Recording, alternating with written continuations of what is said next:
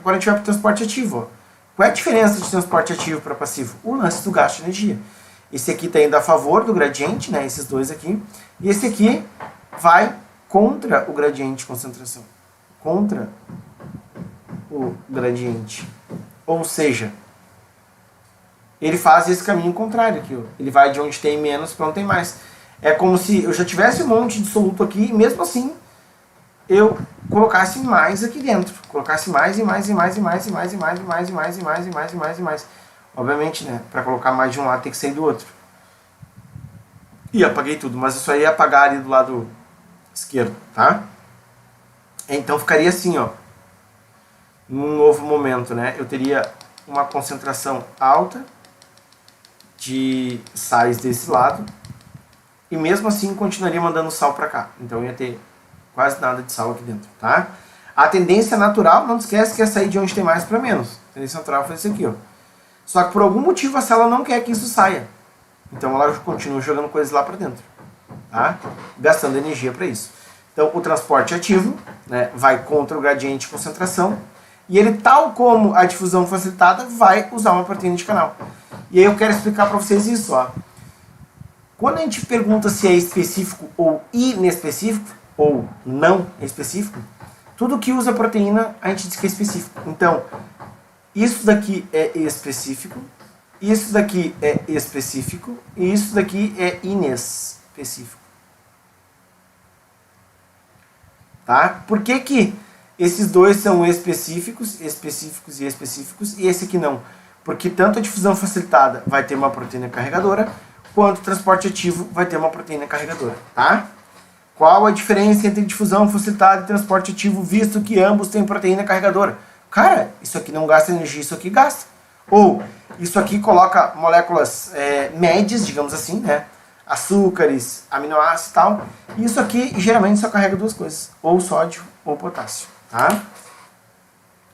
Esse é o transporte mais comum de cair na prova de vocês. Mas, não é o único. Pode ser que a prova peça o lance lá do transporte em bloco, né? Que eu tinha comentado, um monte de gente ali na entrada de um show, de um evento, e ela quer que tu diga assim, meu, tá entrando, mas aí digamos que entrou essas 500 pessoas, e aí lá dentro era uma festa infantil, e adulto não entrava, ou a festa de pijama, e as pessoas não estavam trajadas adequadamente, então eles foram mandados para fora de novo, ou alguns estavam, alguns não, sabe, uma coisa mais ou menos assim. Óbvio, eu estou usando o lúdico para vocês entenderem, né? Então, olha só, o que diferencia nesse transporte em bloco? Primeiro, para onde que a coisa está indo. Ela está entrando na célula ou ela está saindo? Ah, ela está entrando. Ah, não, ela está saindo, tá? Eu não posso dizer que pinocitose e fagocitose só entram, ou pinocitose e fagocitose só saem. Em geral, pinocitose e fagocitose entram e saem.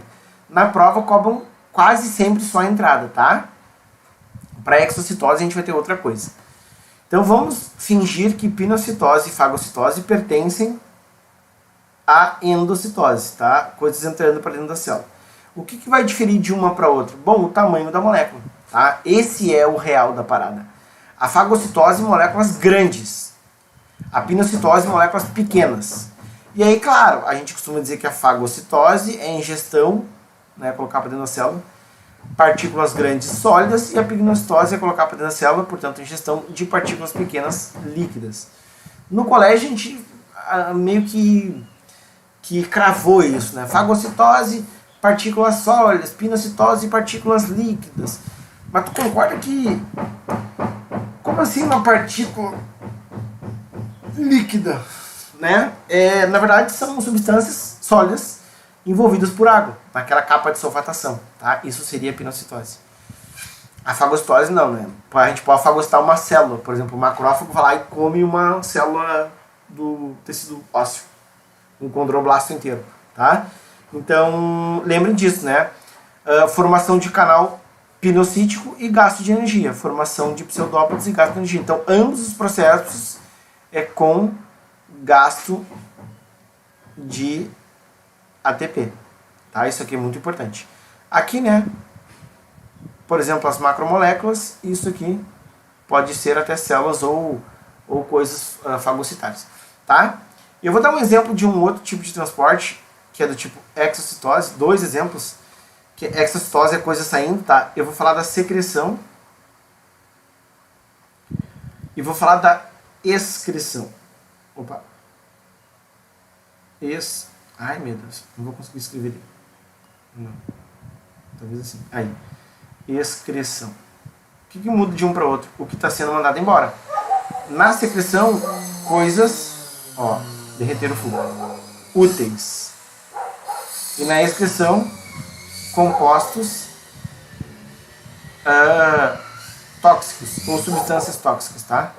Vocês podem trocar assim, ó, botar substâncias úteis, por exemplo, hormônios ou nutrientes, e substâncias tóxicas, por exemplo, os compostos nitrogenados. Essa excreção tem outro nomezinho, deixa eu puxar aqui para cima, ó. A excreção, que é a liberação de compostos tóxicos, também pode ser chamada de plasmocitose. Plasmocitose, tá? A galera veio forte hoje.